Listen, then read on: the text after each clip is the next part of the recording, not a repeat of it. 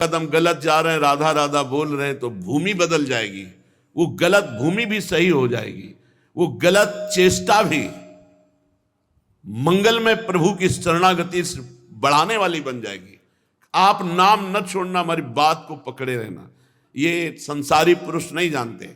सैकड़ों अपराधों की लिस्ट बनी है आपके अंदर में। अगर आप अपने हृदय के जज बन करके जांच करो, अगर शास्त्र सम्मत आचरणों की लिस्ट हम देखें तो 2-4 पॉइंट मिलेंगे, और असत आचरणों की लिस्ट देखें तो पूरी भरी मिलेगी। और हम ऐसे न्यायाधीश हैं, अपने हजारों क्षमा कर दिए और दूसरे की आधी लाइन भी क्षमा करना हमारे लिए भारी पड़ जाएगा। अरे तो ऐसा नहीं। जो इस मार्ग के पथिक के जानते हैं कि ये मार्ग कितना कठिन है, और जानते हैं कि फिसलने में देर नहीं लगती, पर क्या हम फिसलने की अनुमति देते रहें? क्या हम फिसलने का प्रोत्साहन देते रहें? नहीं, हमको अपने मन और इंद्रियों पर बार बार जलन और पश्चाताप करके ऊपर उठने की कोशिश करनी है। एक दिन निकल आएंगे। एक साधक सैकड़ों बार भ्रष्ट हो चुका था। उसने विचार किया, मैं जंगल में जाकर शरीर पूरा कर देता हूं। एकांत जंगल में बैठ करके भगवान का चिंतन करने लगा कि प्रभु मेरी सामर्थ्य नहीं रह गई, मैं अपने शरीर को। तो ऐसी दृष्टि, पेड़ पर एकाग्र चींटा चढ़ रहा था, फिर गिरा, फिर चढ़ने को, फिर गिरा, फिर चढ़ने की कोशिश, फिर गिरा, सैकड़ों बार गिरा, आखिरी बार चढ़ गया। तो उन्होंने कहा नहीं नहीं, मुझे शरीर नहीं छोड़ना, मुझे फिर साधना करनी। निकल गया। ऐसा नहीं कि हम निकलेंगे नहीं, निकलेंगे। हर बार गिरने पर पहलवान को एक जोश आता है, दांती पीसता हो, कहां मुझसे त्रुटि हुई, कहां त्रुटि हुई, और फिर एक ऐसे बलवान के रूप में उतरता है, पछाड़ देता है। ऐसे ही हमको देखना, मेरे से त्रुटि कहां हुई, कहां मेरे से चूक हो गई, जो हरि गुरु शास्त्र आज्ञा के विरुद्ध आचरण बन गया। और इंद्रिय और मन को ऐसे देखो जैसे अपने दुश्मन को देखा जाता है, और दबाव इनको। रसेंद्री से अच्छा भोजन मत लो, ज्यादा शयन मत करो, हर समय नाम जप करो, और इनको दबा करके अपने अनुकूल कर लो। पक्का ये अनुकूल हो जाएंगे। इनकी सत्ता केवल इतनी है, हम इनको सहयोग देते हैं, बस। सहयोग देना बंद कर दे तो अभी तुम्हारे अधीन हो जाए। आपके बिना इनकी सत्ता ही नहीं। सब कर परम प्रकाशक जोई, वही आत्मस्वरूप भगवान यही विराजमान है, और वो आपके स्वामी हैं, वो आपको सहयोग कर रहे हैं। पर हमसे गलती हो रही, हम आज्ञा का उल्लंघन करके मन को सहयोग दे रहे, इसलिए मन हमको अपने अधीन किए हुए है। चलते हैं। आज प्रसंग है भूत भावन भगवान शंकर का विवाह। महाराज भगवान श्री हरि, भगवान ब्रह्मा जी और समस्त लोकपाल, समस्त देवता सब कैलाश में विराजमान हैं। विवाह की तैयारी हिमवान जी ने समस्त पर्वतों को निमंत्रण दिया है। समस्त पर्वत भेंट सामग्री ले लेकर के हिमवान जी के, और हिमवान जी की ऐसी तैयारी है कि अगर ब्रह्मांड के ब्रह्मांड एक बार पंक्ति में बैठे तो भी वहां कुछ कमी नहीं होने वाली, ना परोसने वालों की और न सामग्री की। हिमांचल महामहिमा में रिद्धियां सिद्धियां अटखेलियां कर रहे हैं, क्योंकि भगवती पार्वती जी जहां प्रकट हुई, बड़ी जोर शोर से तैयारी हो रही। हिमवान जी ने बड़े बड़े ब्रह्म ऋषि नारद आदि सबसे बैठकर कहा कि हमने ऐसी व्यवस्था की है, आप देख लीजिए। विश्वकर्मा जी जैसे भगवान श्री हरि जहां अपने परिकर के साथ बारात में आकर विश्राम करेंगे, तो उसमें भगवान श्री हरि गरुड़ के सहित बने हुए हैं, ऐसा कि लगता है कि साक्षात भगवान बैठे हैं। ब्रह्मा जी का तो ब्रह्मा जी का, वरुण जी का तो वरुण, अलग अलग लोकपालों के बारात की व्यवस्था है। इतना खान पान सामग्री की पहाड़ की पहाड़, रस की नदियां, अरे हिमवान जी महाराज, हिमांचल, बड़े बड़े पर्वत रत्नों की खान सब भेंट लेकर के आते हैं। इधर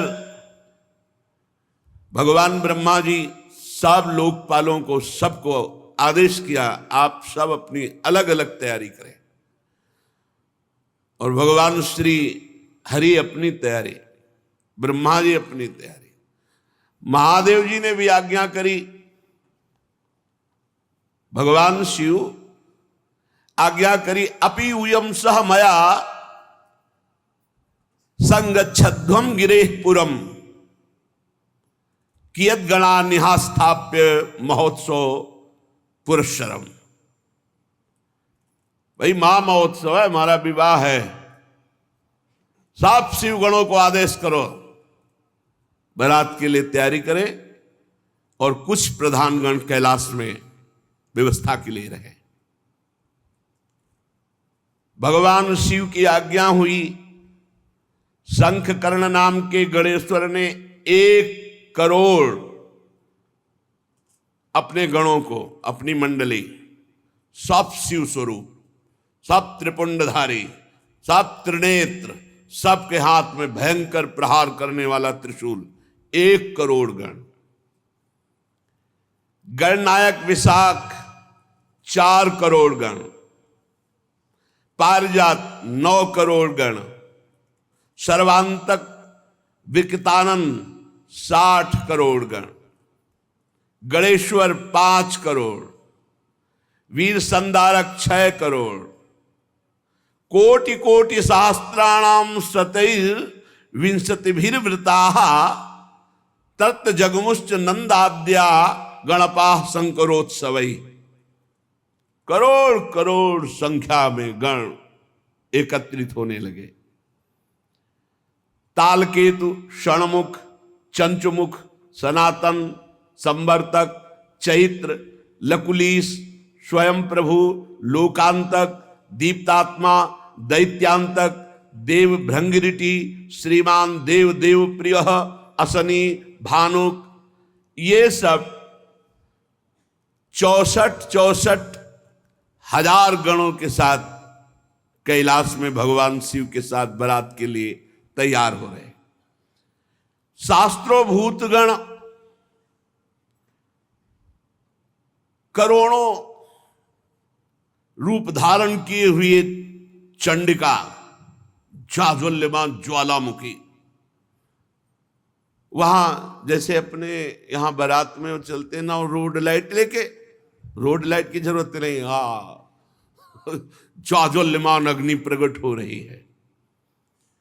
वीरभद्र 64 करोड़ गण, 64 करोड़ गण, 3 करोड़ रोमज विचित्र भूतों को साथ लेकर, प्रेतों को साथ लेकर, नंदिकेश्वर 120,000 करोड़ गण, प्रधान भगवान शिव के गण। शंकर विवाह महोत्सव, क्षेत्रपाल, भैरव, पिशाचिनी, यक्षिणी तैयार हो गए। बड़े उत्साह से गण तैयार होकर के आए। शत्रुओं को मार भय देने वाली चंडी रक्त का उत्सव मनाते हैं। जैसे रंगीन गुलाल उड़ाया जाए ना, रक्त, शिव बारात जा रहे। चंडी के साथ करोड़ों प्रेत, बड़े ही विचित्र ढंग के। लाखों के मुख से तो अग्नि ज्वाला निकल रही, जो पंक्ति की तरह चल रहे हैं, ज्वाला की ज्वाला अग्नि। मुने वहां ऐसे विकृत वेश के गण थे करोड़ों की संख्या में कि हम तुम्हें कैसे वर्णन करें। भयानक मुख वाले, उपद्रव कारणी, पर बड़ी प्रसन्नता प्रदान करते हुए चल। वहां कोई मुख से संगीत बजा रहा है, किसी के मुख ही नहीं है। बड़ा विचित्र गणों का।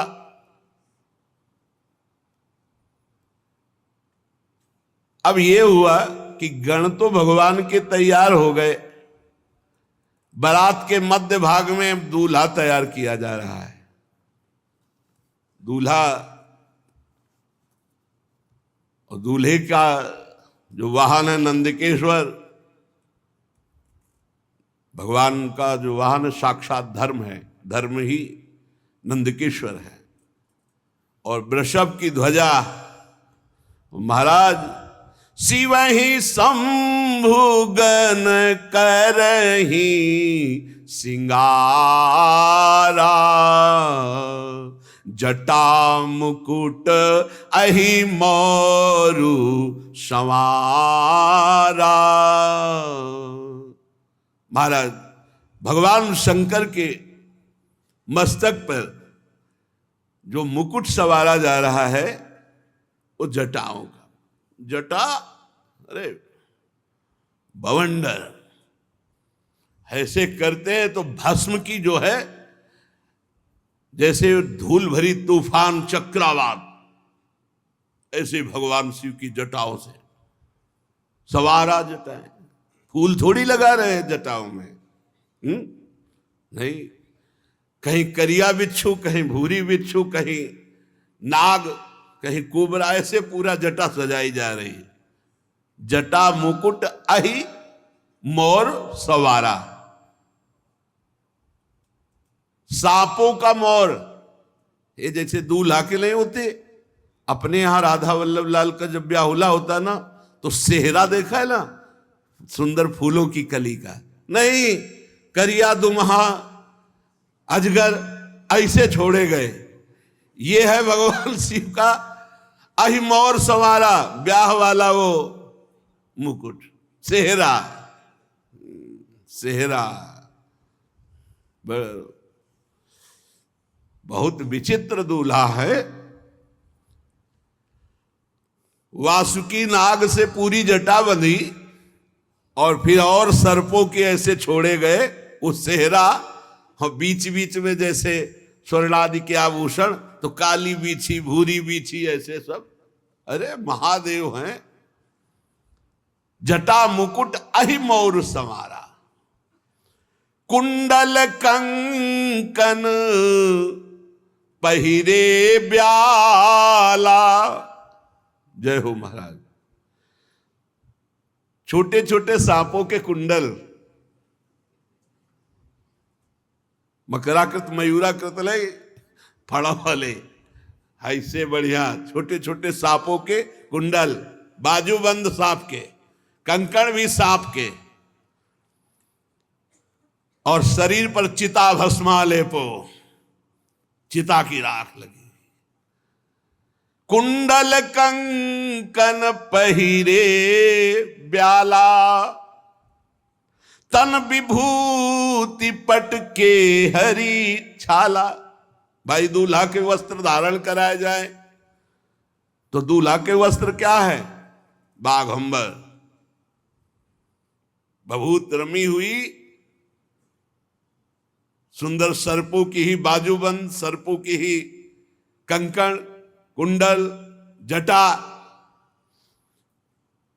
और स्वाभाविक विराजमान शशि ललाट, सुंदर सिर गंगा, नयन तीन उपवीत भुजंगा, गरल कंठ उर नर सिर माला। ऐसा दूल्हा तो त्रिभुवन में कोई नहीं होगा। यहां चमक रहा है द्वितीया का चंद्रमा, गंगा जी जटाव में विराजमान, माथे पे त्रिपुंड लगा, दो नेत्र ये, तीसरा ये नेत्र आज्ञा चक्र पर, और जनेऊ के रूप में विशाल कोबरा, तीन होते हैं ना जनेऊ के धागे, विशाल कोबरा। गले की तरफ तो महान हलाहल विश्व समुद्र मंथन से जो प्रकट हुआ था भगवान ने गले में नीलकंठ, और हृदय पे जो हार धारण किए हुए हैं वो नरमुंडों की माला, मनुष्यों की खोपड़ी, नरमुंड माला। ओहो, ऐसा दूल्हा कौन त्रिभुवन में होगा भाई? कर त्रिशूल अरु डमरु बिराजा, चले बसह चढ़ी बाजही बाजा। दूल्हा तैयार नंदिकेश्वर पर विराजमान हुए, हाथ में दर्पण नहीं, दूल्हा के दर्पण नहीं, भयंकर त्रिशूल, एक हाथ में त्रिशूल विराजमान है, डमरू विराजमान है, बाजा बजना शुरू हो गए, दुंदुभी निर्घोष, जे भी दुंदुभी बजी तो शिवगणों के बाजे बजने शुरू हो गए। न जाने हारमोनियम में तो इतने स्वर है नहीं, सारे गामा पधनी, जो भूत प्रेत पिशाच के स्वर निकलते, और जो उनका, अरे स्वामी का विवाह हो रहा है तो वो नाचने में कमी करेंगे क्या? जितने और बाराती थे सब मुंह फेर कर हंस रहे हैं कि आज हिमांचल को पता चलेगा कि शिव का स्वरूप जो रुद्र है वो देखो क्या है। देखी शिवही सुरत्रिय मुस्काही, बरलायक दुल्हिन जग नाही। देवताओं की स्त्रियां ऐसे कहती कि सखी, ही दूल्हा के लायक तो दुल्हन विश्व में नहीं है, जैसे दूल्हा है। और हंस रही। भगवान विष्णु, ब्रह्मा जी, देवराज इंद्र, बड़े बड़े लोकपाल, सबने कहा देखो इनको अगर आगे रखोगे ना तो किसी का कोई भी स्वागत नहीं होगा। हम पहले कह रहे हैं इनको सबसे पीछे रखो, आगे सब भगवान श्री हरि, ब्रह्मा जी, देवराज इंद्र, लोकपाल वरुण, कुबेर, ये सब ऐसे। सुर समाज सब भांति अनुपा, नहीं बरात दूल्हो अनुरूपा। कहा कितने सुंदर सुंदर अन्य शब्द, देवता और भगवान का सब। बोले दूल्हा और दूल्हा के जो संगी, विष्णु कहा अस बिहसि तब, बोल सकल दिशिराज, बिलग बिलग होई चलो सब निज निज सहित समाज। भगवान श्री हरि ने कहा सुनो, सब अलग अलग हो, इनको सबसे पीछे करो। बर अनुहारी बरात न भाई, हंसी करई हो पर पुर जाई। दूल्हा बहुत विचित्र है और इनके संगी बहुत विचित्र है। भाई पराये नगर में जाना है, वहां सब देखने के लिए उत्सुक होंगे, सब अलग अलग अपने मंडली के साथ, परिकर के साथ चलो। और भगवान शिव से कहा तुम सबसे पीछे चलो अपना परिकर लेकर के। भगवान महादेव जी हरि के वचन सुन करके मुस्कुराए और कहा जैसी आज्ञा होगी प्रभु वैसे ही करेंगे। मन ही मन महेश मुस्काही, हरि के बिंग बचन नहीं जाही। शिव अनुशासन सुनि सब आए, प्रभु पद जलज शीस तिन नाए। भगवान शिव ने कहा चलो अपनी अपनी मंडली के साथ, और कहा हमारी मंडली सब आओ। भगवान शिव की मंडली कैसी, कोई वाहन में है, कोई बिना वाहन के है, कोई वाहन के वाहन है। अब गर्दभ का मुख है, घोड़े पे सवार है, बड़े विचित्र। को मुखहीन विपुल मुख काहू, बिनु पद कर को बहुपद बाहू। विपुल नयन को नयन विहीना, रिष्ट पुष्ट को अति तन खीना। कोई केवल शरीर है, मुख है ही नहीं, और किसी के पूरे शरीर में मुख है और कुछ है ही नहीं, केवल मुख है मुख है। भगवान शिव की बराती है। किसी के हाथ पैरे नहीं लुढ़कता हुआ, केवल पिंड चल रहा है, और किसी के पूरे शरीर में हाथ है हाथ, किसी के पैर ही पैर। किसी की बहुत आंखें, किसी की एक भी आंख नहीं। कोई इतना मोटा ताजा पहाड़ जैसा, कोई एकदम ऐसा हड्डी हड्डी। बड़े विचित्र भगवान के पार्षद। तन खीन को अति पीन, पावन को अपावन गति धरे। भूषण कराल कपाल कर, सब सद्य शोणित तन भरे।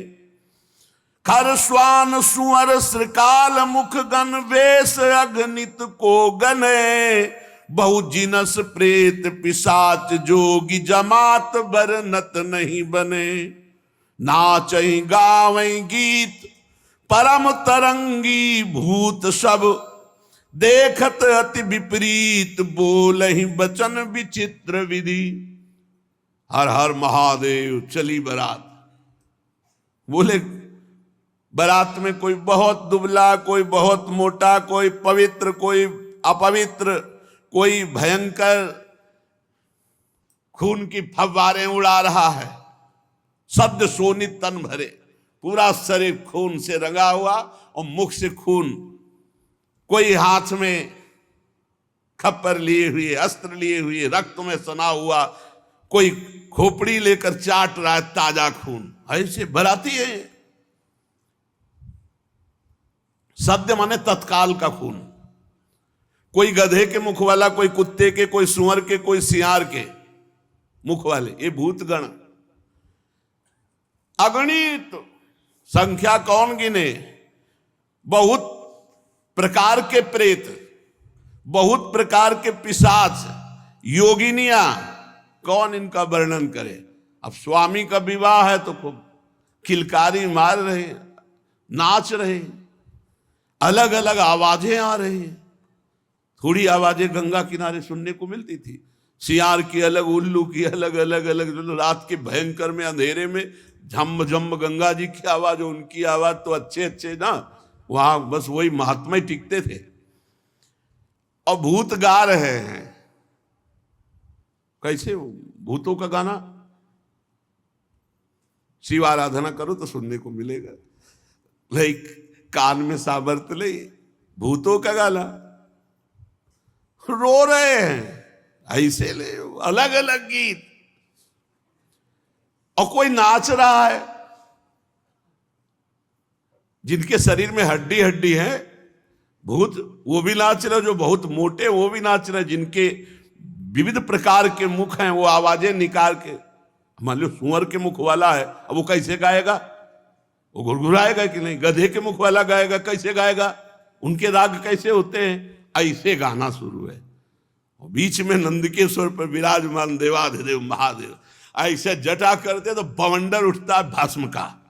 अगर थोड़ा देखा हो, राधाष्टमी को आए थे शिव बनकर विश्वनाथ जी का परिकर, ऐसे करते जटाओं से भस्म निकल। और सब ये प्योर चिता की भस्म, जितने आए प्योर चिता की भस्म। दशाश्वमेध घाट में अखंड चिताएं जलती हैं, अखंड।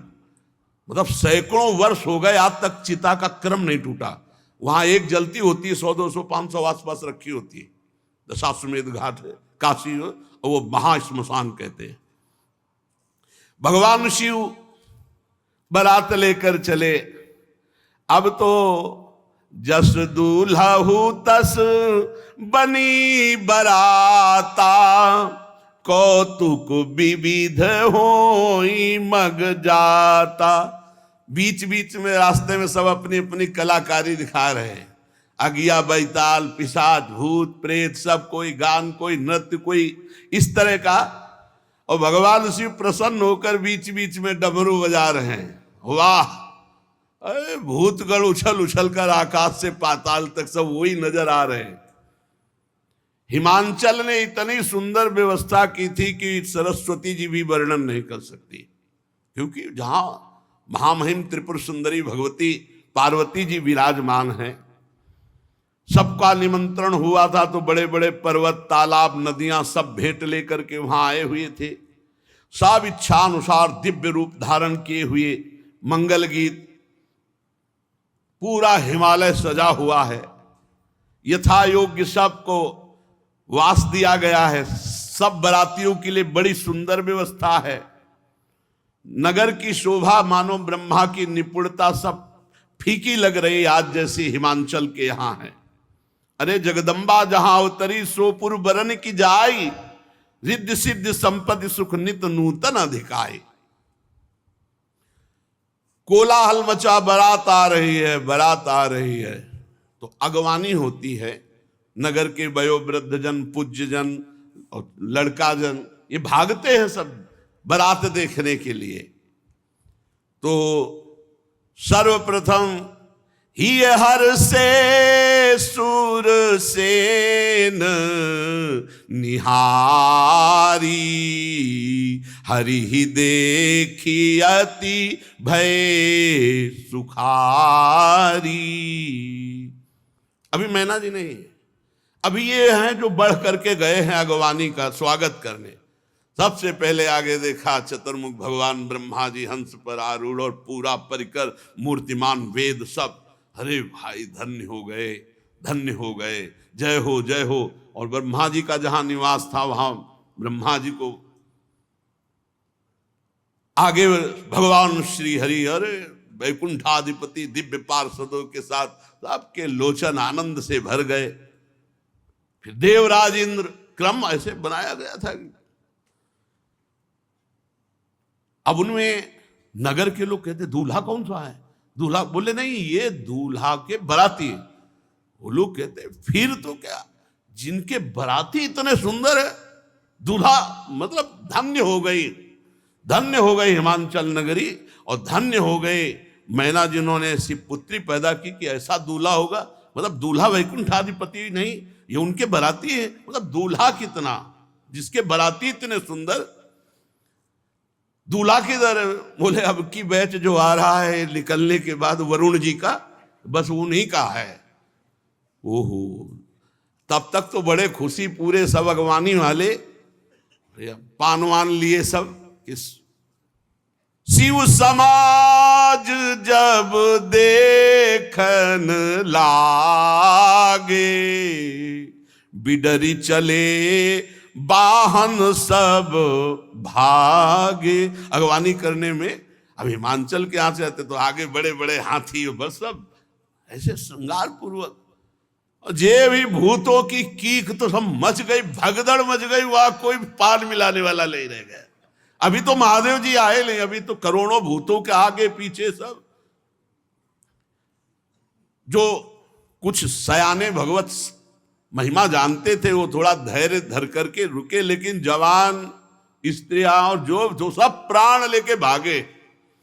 धरि धीर जूता रहे सयाने, बालक सब ले जीव पराने। भगदड़ मच गई। दो चार बड़े बूढ़े जो महिमा जानते थे वो रुके, सब भगदड़ मच गई। वापस तो हिमांचल में पूछ रहे हैं गांव वाले, क्या हो गया, क्या हो गया? इतनी सांसें चल रही। गए भवन पूछही पितु माता, कहीं बचन भय कंपित गाता। कांप रहे हैं, बड़ी देर में सांस लौटी। घर वाले पूछते क्या हुआ, क्या हुआ? तो बोले कहीं कहा कहीं जाई न बाता, जम कर धार की धो बरियाता। मैं क्या बताऊं, अरे बारात है, ये यमराज की पूरा मतलब यमपुरी उतर गई है, ऐसा भयानक सब। अरे नहीं, भगवान शिव के पार्षद है। दूल्हा देखा, बरु बौराह बस असवारा, ब्याल कपाल विभूषण छार। देखा देखा, चिता की भस्म लगाए, मुंडों की माला, भयंकर दुनिया के सांप सब लिपटे हुए उसमें। डमरू बजा रहे, चिता की भस्म उड़ रही, आसपास अगिया बैताल नृत्य हो रहा, कूक मच रही, विविध भयावह आवाजें। दूल्हे के शरीर पर चिता की भस्म है, सांप है, कपाल है, और बाघंबर ऐसा है कि बाघंबर ऐसे लपेटा जाता है तो अर्धनग्न तो होते ही। तन छार ब्याल कपाल भूषण नगन जटिल भयंकरा, संग भूत प्रेत पिशाच जोगिल बिकट मुख रजनी चरा। जो जियत रहा है बारात देखे। बोले अब जो जिंदा रहेगा वो बारात देखेगा, एक बार देखने के बाद जिंदा नहीं रहेगा, ये पक्की बात है। गांव के सब लोग लौट के, जो जियत रहा है बारात देखत पुण्य बढ़ते ही कर सही। बड़ा पुण्यात्मा होगा जो जिंदा बचा शिव जी के पार्षदों को देखकर। देखे सो उमा विवाह घर घर बात अस लरिकन कही। ये बात मैना जी के कान में पड़ी। बड़ी आरती सजाकर तैयार की थी कि दूल्हा आएगा, कंचन थार सोहबर पानी, परिशन चली हरि हर्षानी। श्री मैना जी, नारद जी ने कहा जल्दी, अब बिल्कुल बारात नगर के नजदीक आ गई है। धीरे धीरे महारानी है, हिमवान की पत्नी है, बहुत सी राजरानियां मैनाक पर्वत आदि की साथ हैं, दर्शन के लिए जा रहे हैं। भगवान शिव के दर्शन की बड़ी उत्सुकता है हमारी सुकुमारी त्रिपुर सुंदरी पार्वती के पति। कुछ सखियां जो महल की अटारी पे चढ़ी थी, वो दौड़ के आई और कहा कि हिम्मत करके जाना, हमने से दूर से देखा, ऐसा लग रहा बवंडर आ रहा है। मैना से कहा, तुम कहा ऐसे अशुभ वचन क्यों बोलती हो? बोले हम तुमसे सही कह रहे। और वो सखियां पार्वती जी के पास जाके बताती, पार्वती जी तो प्रसन्न हो रही क्योंकि उनको पता है। लेकिन मैना जी सशंकित होकर के आगे बढ़े। देखा सुभग सुंदर रूप, आभूषणों से विभूषित, अनेक पताकाओं, गंधर्व गा रहे हैं, अप्सराएं नृत्य कर रही, और अष्टवसु आगे प्रसन्न हुई और पूछा इनमें से पार्वती का पति शिव कौन है? तो उनका नहीं, ये तो अष्टवसु जो देवताओं में भी श्रेष्ठ माने गए हैं, वो अष्टवसु अपने परिकर के साथ बराती है। ओ इतने सुंदर। फिर आगे देखा तो मणिग्रीव नाम के यक्ष राजा, उनके सब यक्षों का समुदाय, तो ये शिव हैं? नहीं नहीं, ये तो बराती हैं। फिर भगवान धर्मराज बड़ा शांत स्वरूप परिकर के साथ, तो ये शिव हैं? नहीं नहीं, ये भी बराती हैं। लोकपाल वरुण देव, अद्भुत शोभा, ये शिव हैं? नहीं, ये भी बराती है। इस तरह वायुदेव, अग्निदेव, फिर धनाध्यक्ष कुबेर, देख करके महाराज बड़ी प्रसन्न। ये कुबेर जी की तरह, ये शिव हैं? नहीं, ये शिव मित्र कुबेर हैं,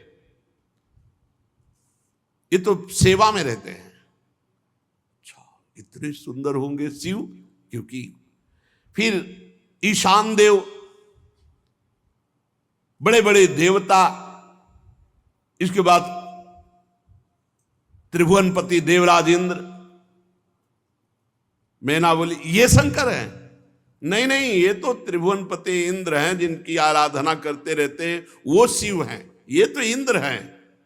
अच्छा, दुगनी शोभा से चंद्रदेव, सूर्यदेव, तेजो राशि भृगु जी, बृहस्पति जी, ये बड़े बड़े तेजस्वियों की मंडली, हर एक में पूछती इसमें शिव कौन है।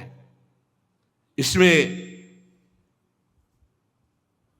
देख ही रही थी कि नेत्रों को चुराने वाले श्रीमान मेघश्याम के वर्ण वाले, चार भुजाओं से युक्त, करोड़ कामदेव को मूर्छित करने वाले, पीतांबर धारण किए हुए, कमल नयन, शांत स्वभाव, गरुण पर सवार भगवान श्री हरि। मैंने कहा जिनके इतने बराती सुंदर थे, जरूर ये दूल्हा होंगे। बोले दूल्हा नहीं, ये तो उनके बराती हैं, ये भगवान श्री हरि वैकुंठाधिपति है। अच्छा, मस्त हो रही कि ओहो हमारी पुत्री के हो भाग्य। परम कौतुकी जो ऋषि जन साथ थे, उनसे कहा शिवापति कहां है? शिव। पार्वती के पति कहां है? होगा धैर्य रखो, अभी बराती। ब्रह्मा जी भी निकल गए, बड़े प्रेम से मगन हो कहती हैं, मेरी पुत्री ने बड़ी तपस्या की है, बहुत सुंदर वर होगा जिसके बराती ऐसे है।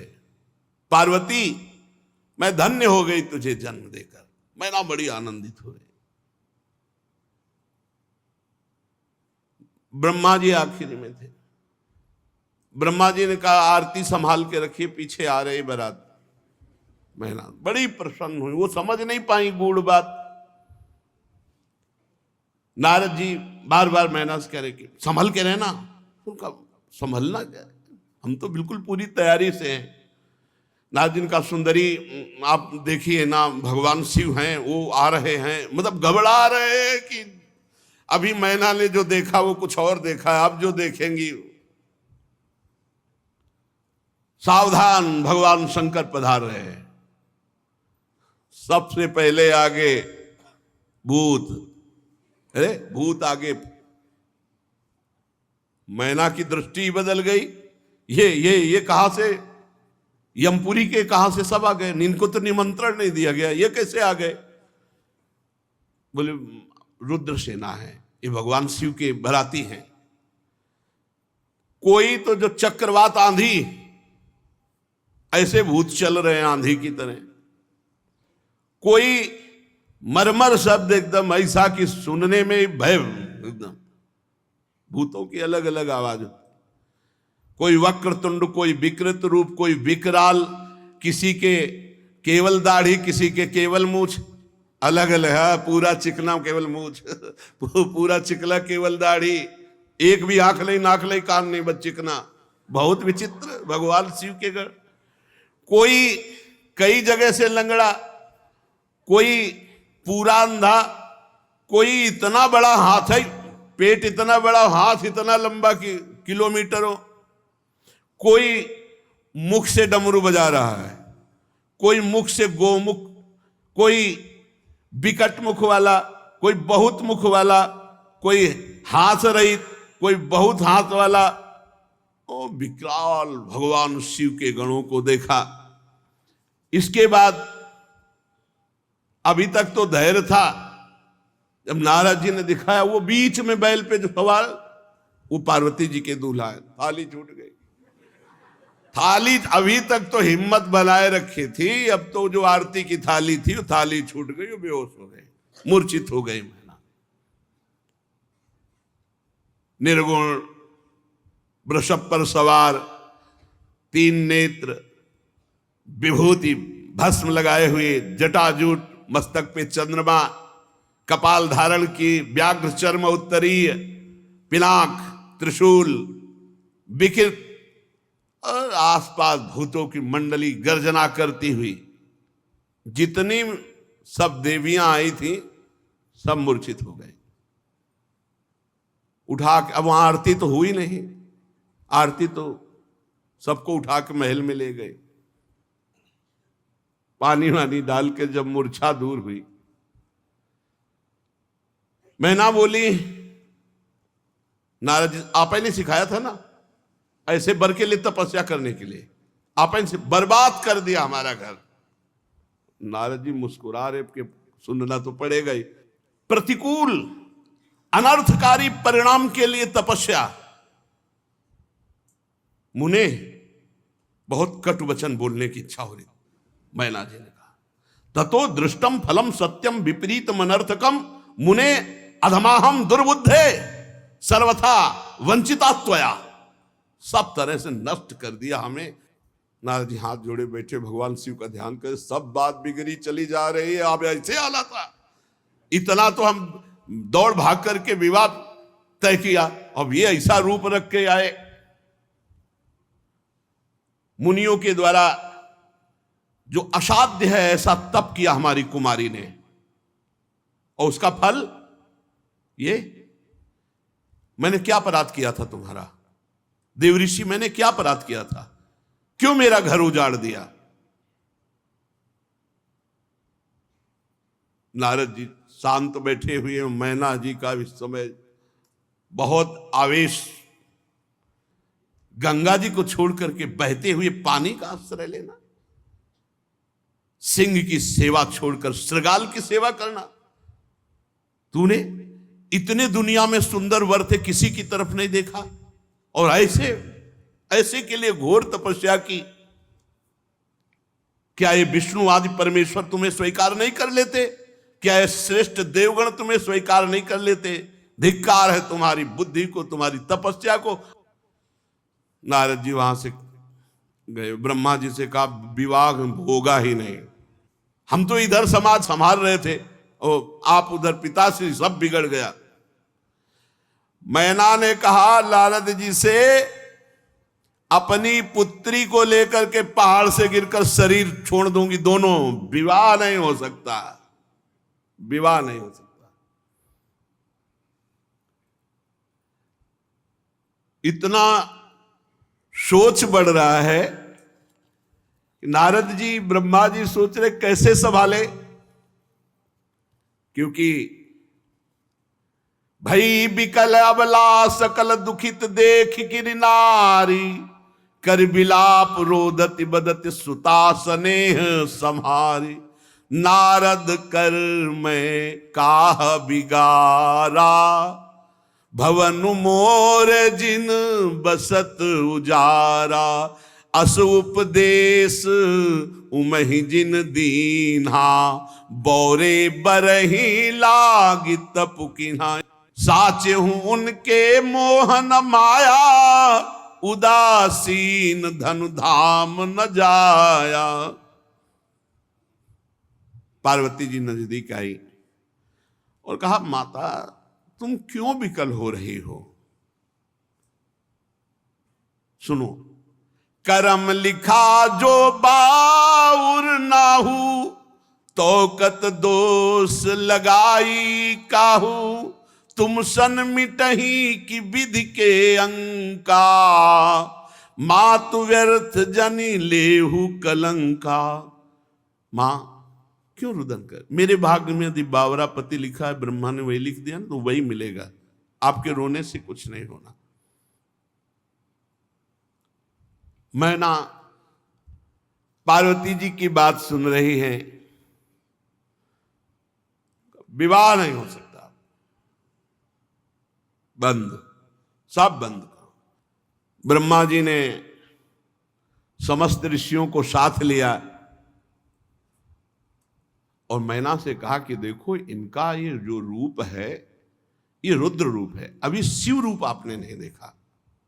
कहा हमें देखना भी नहीं है, एक बार देख के छक लिया, अब हमें नहीं देखना है।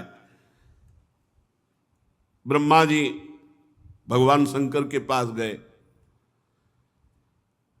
और कहा, महाराज अगर विवाह करना हो तो अब संभालो, ये रूप हटाओ आप, और ये जितने पार्षद हैं इनको पीछे वाली गली से हम भेज रहे हैं, सब भंडारा पाए जाके वहां, ये आपके साथ एक भी न चले।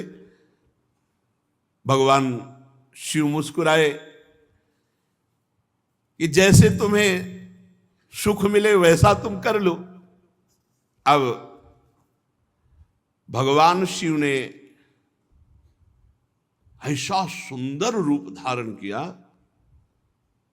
कि भगवान श्रीहरि दाएं भाग में, ब्रह्मा जी बाएं भाग में, देवराज इंद्र छत्र पकड़े हुए, वो दूल्हा रूप, नौ किशोर अवस्था, मुकुट की तरह द्वितीया का चंद्रमा, उज्जवल कांति गौरवर्ण, जो देखे चित्त चुरा जाए। आओ अब मैना के पास गए, बोले एक बार हमारी प्रार्थना, एक बार दूल्हा को देख लो, एक बार। बोले एक बार देखा तो मूर्छित हो गई, दोबारा देखेंगे तो प्राण निकल जाएंगे। बोले एक बार चल करके देख लो। बहुत मनाया सप्तऋषियों ने, ब्रह्मा जी ने, हिमांचल ने, नारद जी ने, तो वो हिम्मत जी ही देखा। बोले ये वही शिव हैं? बोले हाँ ये वही शिव है। चरणों में लौट गई भगवान शंकर को, क्षमा कीजिए हमने बहुत कटु वचन बोले, हम आपकी महिमा को, आपके स्वरूप को नहीं जानते। तब स्वयं ब्रह्मा जी ने भगवान शिव की महिमा का वर्णन करके अपार श्रद्धा मैना के हृदय में प्रकट की। अलग अलग जगह सब रात्रि में निवास की शॉप की सुंदर ऐसी व्यवस्था है।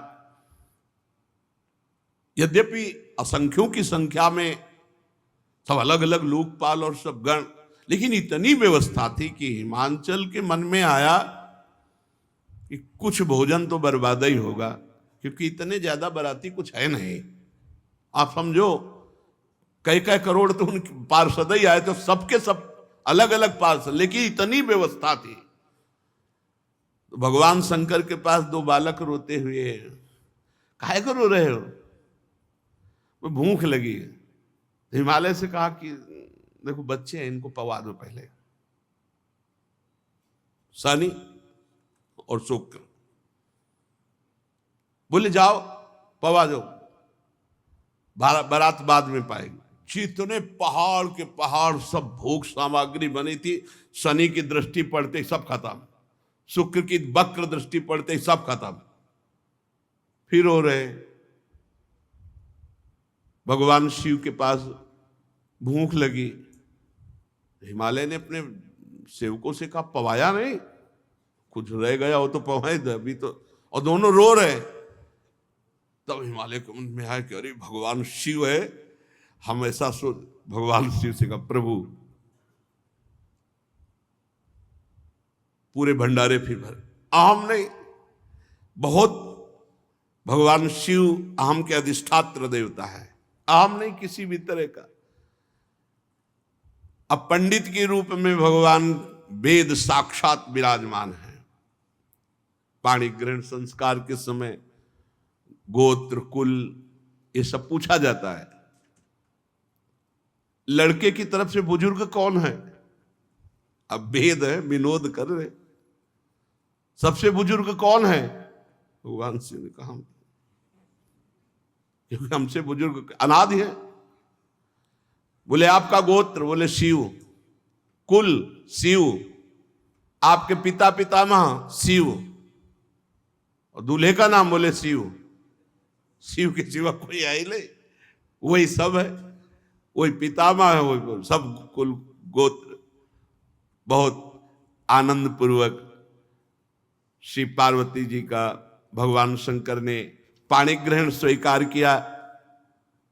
पानी ग्रहण जब कीन महेशा, ही हर से तब सकल सुरेशा। वेद मंत्र मुनि बर उच्चरहि, जय जय जय शंकर सुर करहि। बाजहि बाजन विविध विधाना, सुमन वृष्टि नभ भय विधि नाना। हर गिरजा कर भयउ विवाहु, सकल भुवन भरी रहा उछाहु। भगवान शिव जी ने पार्वती जी का पाणी ग्रहण किया। बड़े बड़े देवता आनंदित होकर वाद्य बजा रहे हैं, पुष्पों की वर्षा कर रहे हैं और भगवान शिव पार्वती जी की जय जयकार कर रहे हैं। अनेक प्रकार के बाजे बज रहे हैं, आकाश से फूलों की वर्षा हो रही। भगवान शिव पार्वती का विवाह हुआ, समस्त ब्रह्मांड में आनंद छा रहा है। दास दासी रथ घोड़े हाथी गाय वस्त्र मणि क्या क्या सब महाराज हिमवान ने भगवान शिव जी के चरणों में सौंपा। बहुत संपत्ति, पर भगवान शिव मानो मुस्कुरा के कह रहे हो कि इन सब की आवश्यकता नहीं है। तो हाथ जोड़कर हिमवान ने कहा प्रभु आप तो पूर्ण काम हैं, आपको तो वास्तविक कोई जरूरत नहीं है, और मेरी सामर्थ्य क्या है कि मैं आपको कुछ दे सकूं। बस रो करके भगवान शिव के चरणों में गिर पड़े और कहा कृपा निधान, मैं जैसा भी हूं आपका दास हूं। इतने में मैना जी भी भगवान शिव के चरणों में गिर पड़े और कहा नाथ उमा मम प्राण सम ग्रह किंकरी करेहु, क्षमयु सकल अपराध हुई प्रसन्न वर देव। श्री मैना जी ने कहा कि पार्वती मुझे प्राणों से भी अधिक प्रिय है, इसे अपनी किंकरी समझो, दासी समझो। अगर कोई अपराध बन जाए तो मैं प्रार्थना करती हूं क्षमा कर देना। हे भगवान शिव, मुझे यही वर दो कि मेरी पुत्री से कभी कोई अपराध बने तो आप क्षमा कर देंगे। भगवान शिव ने बहुत तरह से मैना जी को समझाया। शिव जी के चरणों में सिर नवा करके हिमवान जी मैना जी को वापस किए। फिर मैना जी पार्वती को हृदय से लगाकर ये शिक्षा देती है, करेहु सदा शंकर पद पूजा, नारी धर्म पति देव न दूजा। हे पार्वती, तुम सदा भगवान शिव के चरण कमल की पूजा करना। स्त्री का सबसे बड़ा यही धर्म है कि वो अपने पति को ही भगवान, पति को ही देवता समझे। पति से बढ़कर कोई दूसरा देवता नहीं। बचन कहत भरे लोचन बारी, बहुरी लाई उर्लीन कुमारी। उपदेश दे रहे पातिव्रत धर्म का, आंखों से प्रेमाश्रु बह रहा है। बार बार पार्वती जी को हृदय से लगा लेती है। कहा विधाता ने कैसा ये लीला रची है कि पराधीनता स्त्री को स्वीकार करनी पड़ती है। हम चाहते हैं तुम्हें बहुत, पर हमें देना पड़ेगा। अत्यंत विकल होकर के रो रहे। कत विधि सृजी नारी जगमाही, पराधीन सपने सुख नाही। मैना बार बार विदा करती, फिर दौड़ करके हृदय से लग जाती है पार्वती जी। ये बड़ा करुण प्रसंग होता है और बड़े बड़ों के आंखों में आंसू आ जाते। जनक जी भी महाराज अश्रुपुलकित हो गए थे जब सिया जी को, बड़े ज्ञानी हैं, ज्ञानियों की गुरु है, लेकिन ये प्रेम विवशता। भवानी मां से मिलकर, सबसे मिलकर फिर चलती, फिर दौड़ के आ जाती है, फिर मां से लिपट जाती है। जननी ही बहुरी मिली चली, उचित असीस सब काहू दे। बार बार माता जी से मिलती, माता जी आशीर्वाद देती, सखियां लिपट जाती है। फिर सब सखियों सहित पार्वती जी को भगवान शिव के समीप नंदीश्वर में विराजमान करके कैलाश पर्वत की तरफ चले। दिव्य पुष्पों की वर्षा हो रही। चले संग हिमवंतु तब पहुंचावन अति हेतु, विविध भांति परतोष कर विदा कीन वृष केतु। तब हिमवान अत्यंत प्रेम से भगवान शिव को पहुंचाने के लिए कुछ दूर साथ चले। वृष केतु भगवान शिव ने बहुत सम्मान और संतोष करके उनको विदा किया। पर्वतराज हिमांचल सब पर्वतों को, सरोवरों को, जो भी आए हुए थे सबको दान मान से संतुष्ट करके विदा किया। इधर भगवान शंकर कैलाश पहुंचे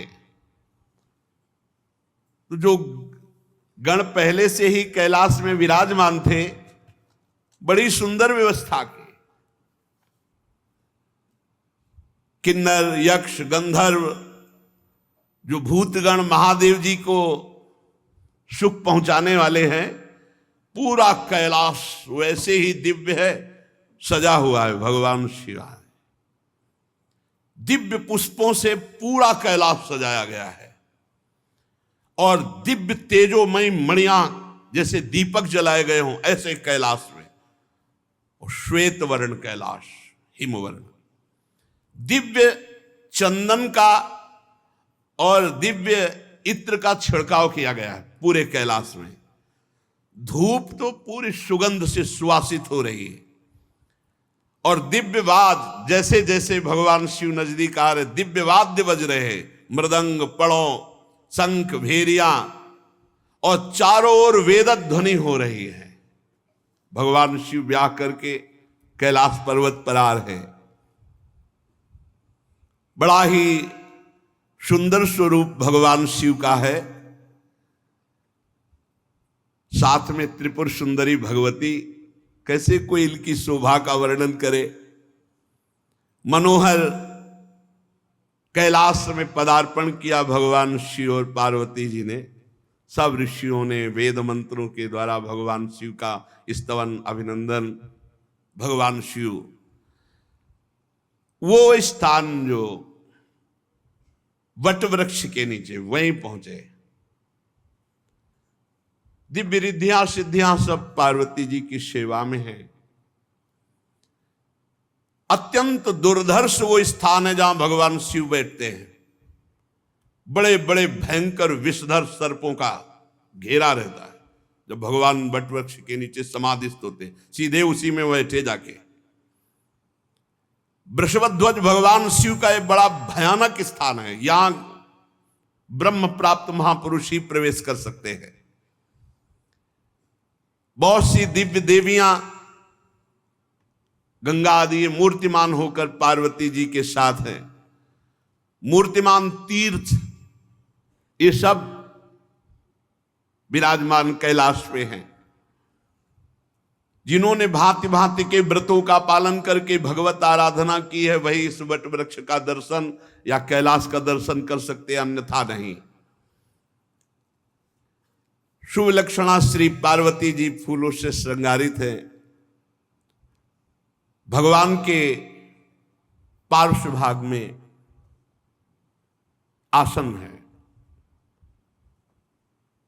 वामांग में। भगवान शिव को देखा कि अर्धनिमित नेत्रों से बैठ गए, तो एक विनोद आया। पहला विनोद है, माता जी चपलता पूर्वक एकदम गई, भगवान शिव के ऐसे नेत्र बंद कर लिए। विनोद, पहला विनोद। माता जी तो खिलवाड़ में बंद कर लिए। जनस्य विमला सर्वो भवत त्रास समन्वितः निमीलिते भूतपतौ नष्ट सूर्य इवा भवत ततो वितिमरो लोकः क्षणेन संपद्यत ज्वाला च महती दीप्ता ललाटश्च निश्चिता। खेल खेल में ऐसे नहीं होता, तो विनोद में जाके ऐसे नेत्र बंद कर, जो बंद किए तो संपूर्ण सृष्टि का तेज नष्ट, और तीसरा नेत्र खुल गया, भयंकर प्रलयंकारी आग। भगवान शिव के ललाट का तीसरा नेत्र खुल गया, संपूर्ण पर्वत ज्वालामयी, हिमालय सब आग लग गई और विशाल प्रलयंकारी आग। माता जी तो घबरा गए कि ये क्या हो गया, हमने तो खेल में आंख बंद की थी, ये क्या हो गया। उमा जी ततो वितिमरो लोका क्षणेन संपद, एक क्षण में पूरी सृष्टि भस्म हो जाए, ऐसी आग प्रकट हो गई। तृतीयम चास संभूतम नेत्रमादित्य सन्निभम युगांत सदसम दीप्तम ये नासो मथितो गिरा। ऐसा लगा अब अंत होना, पूरी सृष्टि का अंत हो जाएगा। भगवती उमा ने तत्काल हाथ जोड़ा और भगवान शंकर के चरण पड़ गई। प्रभु, हमने तो विनोद किया था, हमने तो एक मजाक में आपके नेत्र बंद किए थे, ये क्या हो गया। ये संपूर्ण सृष्टि भस्म होने लगी एक क्षण में। प्रभु रोको रोको, एक क्षण में सब पूरी सृष्टि भस्म हो जाएगी। हिमालय पूरा भस्म होने लगा। भगवान शंकर के चरणों में गिरकर, स्वामी मुझे पता नहीं, अगर कोई अपराध हो तो क्षमा करो आप तत्काल। तो भगवान ने कहा, अब दोबारा भूल के हमारे नेत्र मत मूंदना, नहीं ये तीसरा खोल जाएगा। ये तीसरे नेत्र का खेल है, तुमने दो बंद किए, ये हमारी दृष्टि से संपूर्ण तेजमय है। अगर हमारी दृष्टि बंद हुई तो संपूर्ण तेज नष्ट हो जाएगा, और अगर तीसरा खुल गया तो युगांत सब भस्म हो जाए। पार्वती जी कभी विनोद नहीं करूंगी, ऐसा कभी मजाक नहीं करूंगी प्रभु, ऐसा कभी। पर प्रभु जितना भस्म हो गया है उतना पुनः वैसा ही होना चाहिए। भगवान शिव ने अपनी अमृत दृष्टि से उसे इस तरह भगवान शंकर और उमा जी का विवाह हुआ। हर गिरजा बिहार नित नयऊ, यही विधि विपुल काल चली गयऊ। भगवान शिव और पार्वती जी ये जगत के माता पिता हैं, इनके वजह से अपने माता पिता के बिहार की बात कौन कहे। ऐसे गोस्वामी जी कह रहे हैं, चरित सिंधु गिरजा रमन वेद न पावहि पारू, बरने तुलसी दास किमु अतिमति मंद गंवारू। आह, कैसी अद्भुत दैन्यता महामहिम गोस्वामी तुलसीदास जी के कह रहे। गिरजापति देवादिदेव महादेव जी के चरित्र समुद्र के समान अथाह अपार हैं, जहां वेद भी नहीं पार पाते, वहां हम थोड़ी बुद्धि वाले भला भगवान शिव और माता पार्वती की महिमा का कैसे वर्णन करूं। भगवान देवादिदेव महादेव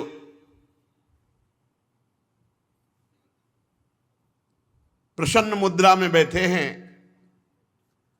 कुंद इंदुदर गौर शरीरा, भुज प्रलंब परिधन मुनि चीरा, जटा मुकुट सुर सरित सिर लोचन नलिन विशाल, नीलकंठ लावण्य निधि सोह बाल विदुभाल। पार्वती जी को इशारा किया, बैठो, बाम भाग आसन हर दीना। श्री पार्वती जी प्रसन्न मुद्रा से भगवान शिव के बाम भाग में विराजमान हो गई। यही अभिलाषा थी सती रूप में जब शरीर छोड़ रही थी। वैसा ही प्रेम देखकर पार्वती जी ने कहा, विश्वनाथ मम नाथ पुरारी, त्रिभुवन महिमा विदित तुम्हारी, चर अरु अचर नाग नर देवा, सकल करही पद पंकज सेवा। प्रभु समर्थ सर्वज्ञ शिव सकल कला गुण धाम, जोग ज्ञान वैराग्य निधि प्रणत कल्प तरुणाम। हे विश्वनाथ, हे मेरे नाथ, हे त्रिपुरासुर का वध करने वाले भगवान शिव, चर अचर नाग मनुष्य देवता सभी आपके चरण कमलों की सेवा करते हैं। प्रभु आप समर्थ हैं, सर्वज्ञ हैं, कल्याण स्वरूप है, सब कलाओं के गुण निधान हैं, योग हैं, ज्ञान वैराग्य ये सब के भंडार हैं, और मैं आपकी शरणागत हूं। आप शरणागत के कल्प वृक्ष हैं। प्रभु यदि आप हम पर प्रसन्न हैं तो मेरे मन में फिर वही प्रश्न है। इस बार पहले जैसा अज्ञान नहीं है, पर मैं ये जानना चाहती हूं कि जिस समय भगवान श्री राम हे खग हे मृग हे मधुकर श्रेणी ऐसा पूछ रहे थे, आपने प्रणाम किया, मुझे संशय हुआ और फिर ये सब लीला हुई, तो प्रभु जो नृप तनय तो ब्रह्म किमि, नारी विरह मति भोरी, देखि चरित महिमा सुनत भ्रमित बुद्धि अति मोरी।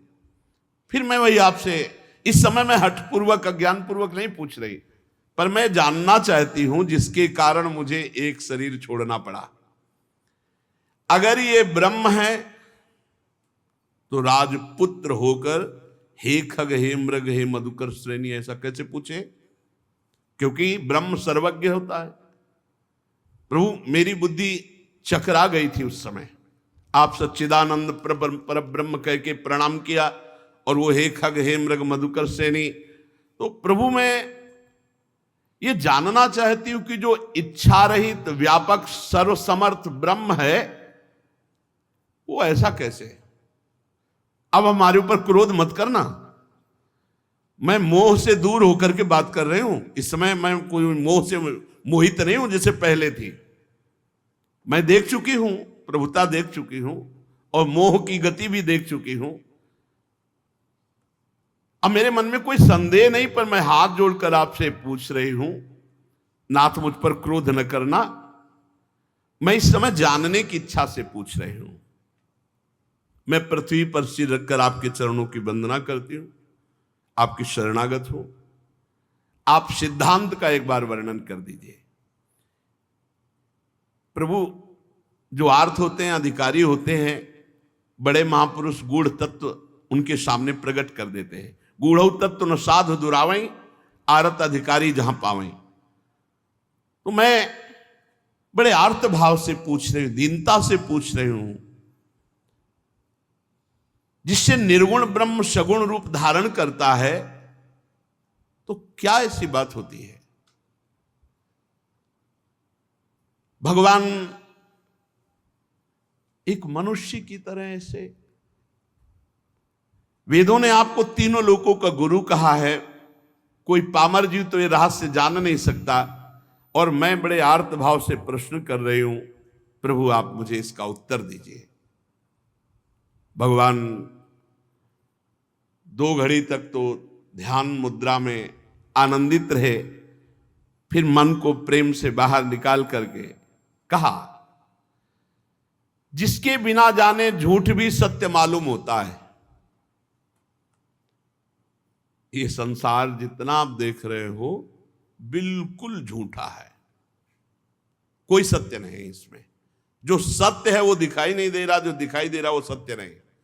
देखो, पहले बाल्यावस्था थी, जवानी आई, बुढ़ापा, मृत्यु। ना ये रूप पहले था ना बाद में रहेगा, बीच में केवल है ये झूठा। ये सब झूठा। सच्ची मान लो तो बस बात बन जाए, यहीं हम फंसे। भगवान शिव कह रहे, झूठे उ सत्य जाहि बीनु जाने, जिमि भुजंग बीनु रजु पहचाने, जेहि जाने जग जाई हेराई, जागे जथा स्वपन भ्रम जाई। बोले, जिस परमात्मा के जाने बिना ये संसार झूठा सत्य मालूम हो रहा है, पत्नी सत्य, पुत्र सत्य, मकान सत्य, रुपया सत्य, ये सब, पर जैसे रस्सी को प्रकाश में रस्सी जान लो तो सांप का भ्रम खत्म हो जाएगा, ऐसे ही ज्ञान के प्रकाश में जान लो भगवान के सिवा कोई नहीं है, सब नाटक माया का है। उस परमात्मा को जान लेने के बाद ये संसार ऐसे खत्म हो जाता है जैसे जागने पर स्वप्न का अस्तित्व खत्म हो जाता है। हे पार्वती जी, मैं उन्हीं भगवान का चिंतन करता हूं। धन्य है जो भगवान की चर्चा सुनते हो, भगवान की चर्चा के लिए प्रश्न करते हैं, इसलिए तुम भी धन्य हो पार्वती। धन्य धन्य गिरिराज कुमारी, तुम समान नहीं को उपकारी। जो तुमने मुझसे प्रश्न किया, मुझे लगता है कि तुम्हारे हृदय में ना तो शोक है, ना मोह है, ना संदेह है, ना भ्रम है। भगवान की कृपा से तुम्हारे हृदय में प्रश्न आया है भगवत चर्चा सुनने के लिए। जिन्होंने अपने कानों से भगवान की चर्चा कभी नहीं सुनी, वो कान सांप के बिल के समान। जिन्होंने नेत्रों से संतों के दर्शन नहीं किए, वे नेत्र मोर के पंख के दिखने वाले व्यर्थ आग के समान। जो सर कभी संत गुरुदेव के चरणों में नहीं झुका, वो कड़वी लौकी के समान। जिन्होंने भगवान की भक्ति को अपने हृदय में स्थान नहीं दिया, वो जीते हुए मुर्दे के समान। जो जीव भगवान के गुणों का गान नहीं करती, वो मेढक के जीव के समान। वह हृदय वज्र के समान कड़ा और निष्ठुर है जो भगवान का चरित्र सुनकर आनंदित नहीं होता। भगवान की चर्चा कामधेनु के समान है, सब सुख देने वाली है। जो भगवान की चर्चा कहता सुनता रहता है तो मोह का नाश हो जाता है, अद्भुत ज्ञान प्रकट हो जाता है। तुम्हारी प्रीति देखकर मेरे मन में प्रेरणा हो रही कहने की। एक बात तुम्हारी मुझे अच्छी नहीं लगी। तुमने जो कहा कि भगवान कोई और है और ये राजकुमार, बस यही मोह है, यही अज्ञान है। जो मोह रूपी पिशाच से ग्रस्त होते हैं, जो पाखंड का आश्रय लेते हैं, जो भगवान के चरणों से विमुख है वही ऐसा कहते कि निर्गुण ब्रह्म कोई और है, वही ब्रह्म। जो अज्ञानी मूर्ख ज्ञानांध भाग्यहीन, जिसका मन रूपी दर्पण विषय काई जमी हुई है, जो व्यभिचारी छली है, कपटी है, कुटिल है, जिसे कभी संत समागम नहीं मिला, जिसे लाभ हानि नहीं सूझती, वही ऐसी विरुद्ध बातें कहकर भगवान की अवहेलना करता है। कैसे, जिनके ज्ञान नेत्र नहीं हो भगवान को कैसे जान पाएंगे? चाहे भगवान श्री कृष्णचंद्र जी, चाहे रामचंद्र जी, इनकी लीला, इनकी महिमा को वही जान सकता है जिनके ज्ञान नेत्र प्रकाशित है। ऐसे लोगों की बातें नहीं सुननी चाहिए जिनको ज्ञान नहीं है, व्यर्थ की बकवास करते रहते हैं। बातुल भूत विवश मतवारे, ते नहीं बोले वचन विचारे, इनकी बात नहीं सुननी चाहिए। तिनकर कहा सुनी नहीं काना। अपने हृदय में संदेह छोड़ दो। भगवान जब मनुष्य रूप धारण करते हैं वो साक्षात निर्गुण निराकार परब्रह्म परमात्मा ही है। वो सूर्य की किरणों के समान तेज प्रकाशित करके अपने जनों के अंदर ज्ञान प्रकट करते हैं। वो सोई जाने जे देव जनाई, जानत तुम्हें तुम्हें हो जाई। सगुण और निर्गुण में कोई भेद नहीं। जो निर्गुण निराकार अलख अव्यक्त अजन्मा है वही अपने भक्तों के लिए प्रेम विवश होकर के सगुण साकार रूप धारण करता है। जो निर्गुण है वही सगुण कैसे? तो जैसे जल और बर्फ, इसमें कोई भेद नहीं, ऐसे साकार और निराकार में कोई भेद नहीं।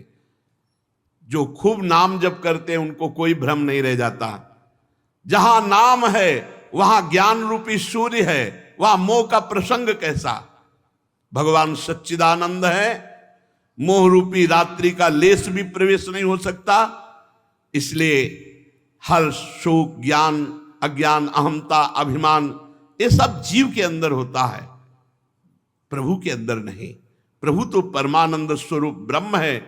इस बात को जो जान जाता है वो निहाल हो जाता है। इसलिए जानने के लिए निरंतर भगवान की चर्चा सुनो, नाम जप करो, भगवद आश्रित रहो। बहुत बढ़िया अवसर मिला, इसी जन्म में भगवत प्राप्ति कर ले। भगवान को जानने के लिए खूब नाम जप करो, लीला चरित्र सुनो, और सबसे खास बात भगवान के भरोसे रहो। भरोसा भगवत प्राप्ति करा देता है। साधन में त्रुटि हो जाए, लड़खड़ा के इधर उधर गिर जाए, कोई हानि नहीं हुई भगवान की प्राप्ति में। आश्रय, भरोसा, ये हम हृदय से कह रहे हैं, हमारी बात को पकड़ लो। साधनों में दम नहीं है भगवत प्राप्ति कराने के। साधन किए जाते हैं असाधन त्याग के लिए, भगवत प्राप्ति होती सिर्फ भरोसे से। आखिरी में सूरदास जी महाराज बोल रहे, आखिरी में, बिल्कुल आखिरी, पूरे जीवन भगवद आनंद में निमग्न रहने वाला महापुरुष आखिरी में बोले, भरोसो दृढ़ इन चरणन के रो। गुरुदेव के चरणों के, श्री वल्लभ नख चंद्र छटाबिन सब जग माहि अंधेरो, भरोसो दृढ़ इन।